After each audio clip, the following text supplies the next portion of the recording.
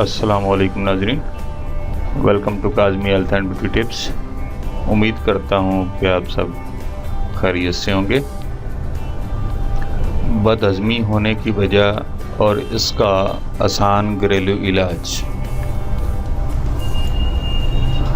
عام طور پر بد ہضمی معدہ کی کمزوری، ترش اشیاء، زیادہ چکنائی والی اشیاء، بے وقت کا کھانا، بادی کھانا، کھانے کی زیادتی اور قبض کی وجہ سے ہوتی ہے۔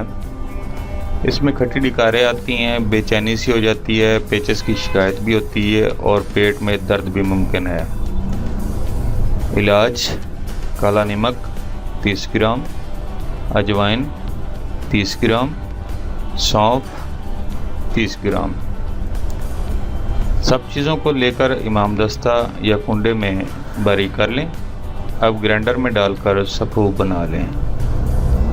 1 گرام نیم گرم پانی کے ساتھ کھانا کھانے کے بعد دن میں 2 بار یعنی صبح شام استعمال کریں۔